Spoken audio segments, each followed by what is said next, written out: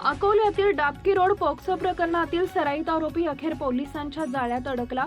स्थानिक गुन्हे शाखा अकोला पथकाने तब्बल 5000 किलोमीटरचा थरारक पाठलाग करून इंदोर मध्य प्रदेश इथं आरोपीस अटक केली।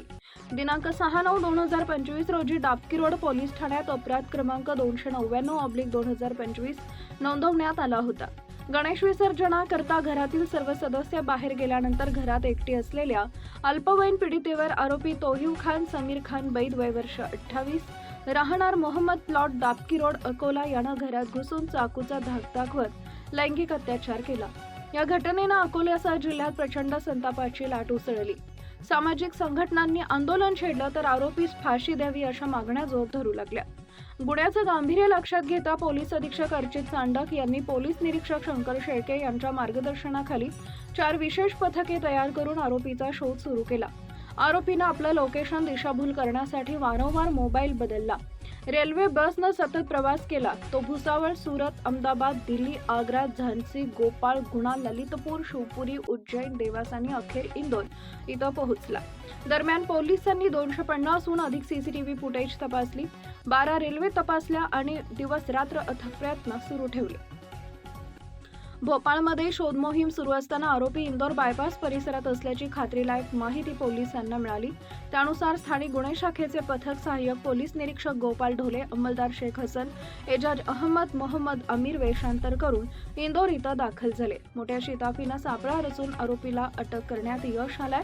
सदर आरोपी हा सराईत गुन्हेगार असून त्याच्या विरुद्ध अकोल्यातील विविध पोलीस ठाण्यात गुन्हे दाखल आहेत। सिटी कोतवाली अपराध क्रमांक 194/2016 कलम 379 34 भारतीय दंडविधान, डाबकी रोड अपराध क्रमांक 101/2020 कलम 324 504 506 34 भारतीय दंडविधान, सिटी कोतवाली अपराध क्रमांक 526/2021 कलम 376 294 506 भारतीय दंडविधान संहिता कलम 425, डाबकी रोड अपराध क्रमांक 227/2022 कलम 379 भारतीय दंडविधान, रामदास पेठ अपराध क्रमांक 110/2025 कलम 115 2 137 2 351 2 3 296 भारतीय न्याय संहिता पोस्को कलम 468 10, डाबकी रोड अपराध क्रमांक 299/2025 सध्या गुन्हा।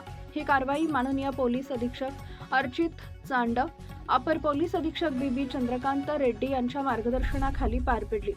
कारवाईत पोलीस निरीक्षक शंकर शेळके, सहाय्यक पोलीस निरीक्षक विजय चव्हाण, गोपाल ढोले, उपनिरीक्षक गोपाल जाधव, माजिद पठाण, विष्णू बोडके यांच्यासह तब्बल 10 अधिकारी व 40 अंमलदार सहभागी झाले।